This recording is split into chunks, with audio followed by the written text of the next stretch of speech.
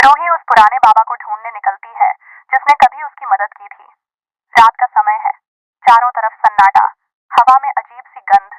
वह उसी जगह पहुंचती है जहां बाबा की झोपड़ी हुआ करती थी, लेकिन अब वहां सिर्फ राख और टूटी माला पड़ी है। रूही की आंखों में निराशा झलकती है, लेकिन तभी पीछे से एक गहरी आवाज सुनाई देती है। जिसे सच्चाई की तलाश होती है, उसे राह खुद मिलती है। रूही पीछे मुड़ती है।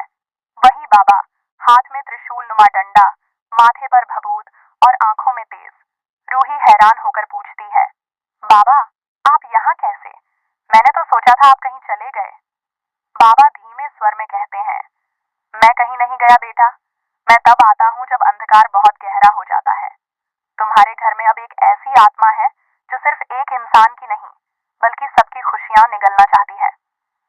रूही की आंखों में दृढ़ता आ जाती है। बाबा, मैं उस सुकून को खत्म कर दूंगी। उसने मेरे नहार को मुझसे छीना है, मेरे परिवार को तोड़ने की कोशिश की है। अब उसे रुकना होगा। बाबा कहते हैं, तो फिर तैयार हो जाओ। ये लड़ाई सिर्फ हिम्मत की नहीं, आत्मा की होगी। रात का समय, मित्तल भवन का माहौल भारी है। दीवारों से टकराती अजीब सी ठंडी हवा, बुझती हुई दिए की लौ। बाबा पूरे घर में गंगा जल का छिड़काव करते हैं और शक्तिशाली मंत्रों का जाप शुरू करते हैं। नहार को एक कमरे में लाया जाता है। उसे कुर्सी पर बैठाकर उसके माथे पर भभूत लगाई जाती है। बाबा के शब्द गूंजते हैं, एयूएम नमो भूतात्मनये निवारय निवारय सर्व दुष्टात्मन। मंत्रों की गूंज के साथ नहार का शरीर कांपने लगता है। उसकी आंखें लाल हो जाती हैं, चेहरा बदलने लगता है। वह चिल्लाता है, रूही, मुझे सुकून के पास जाना है। रूही रोती हुई कहती है, नहार, वो तुझसे खेल रही है। वो तेरी नहीं, एक आत्मा है। बाबा मंत्रों का स्वर और तेज करते हैं।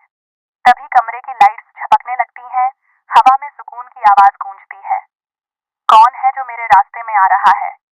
उसकी परछाई दीवार पर उभरती है। बाल हवा में उड़ रहे हैं, आंखों में लाल लपटें। वह चिल्लाती है, नहार सिर्फ मेरा है। रूही उसके सामने खड़ी हो जाती है।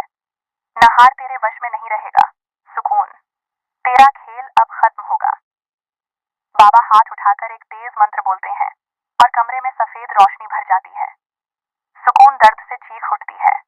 उसकी आत्मा दीवारों में फैलती है और धीरे धीरे मिटने लगती है। नहार बेहोश होकर गिर पड़ता है। कुछ देर बाद सब शांत हो जाता है। बाबा थके हुए स्वर में कहते हैं, वशीकरण तो टूट गया है, लेकिन आत्मा अभी भी जिंदा है। अब बाकी का रास्ता तुम्हें खुद तय करना होगा रूही। मैं यहाँ तक ही साथ दे सकता हूँ। इतना कहकर बाबा वहां से चले जाते हैं, पीछे बस राख की एक लकीर छोड़ते हुए। रूही नहार के पास बैठती है। उसकी आंखों में आंसू हैं, लेकिन चेहरा दृढ़ है।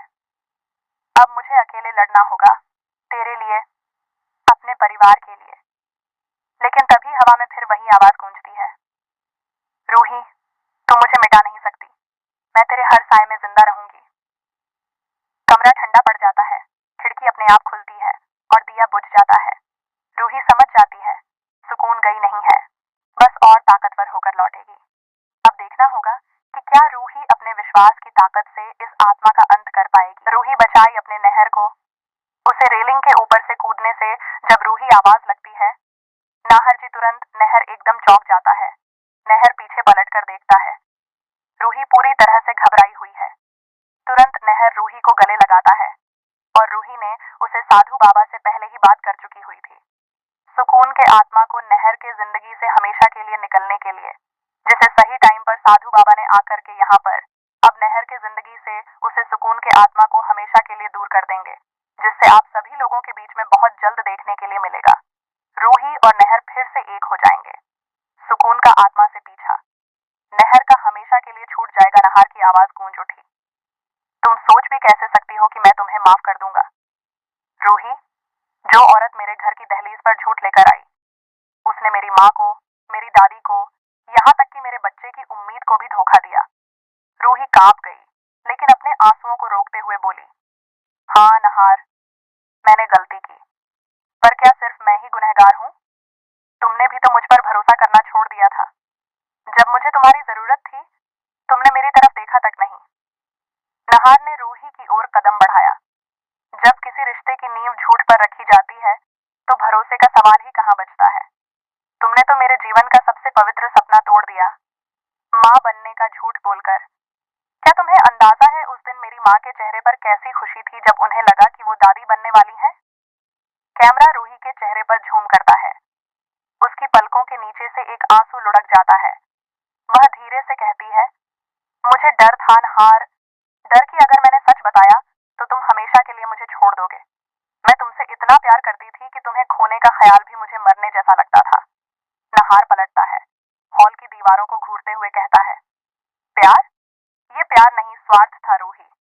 अगर तुमने सच बोला होता तो शायद मैं तुम्हारे साथ खड़ा होता, लेकिन तुमने जो किया उसने हमारे बीच सब खत्म कर दिया। इसी बीच दादी धीरे धीरे आती हैं। उनके चेहरे पर गंभीरता है, लेकिन आंखों में करुणा। वो दोनों के बीच आकर खड़ी होती हैं। बस करो तुम दोनों, हर रिश्ता झूठ से नहीं पर माफी से भी टूटता है अगर दिल पत्थर बन जाए। नहार, तूने जो सुना वो दर्दनाक है, पर बेटा कभी किसी औरत के डर को छोटा मत समझ।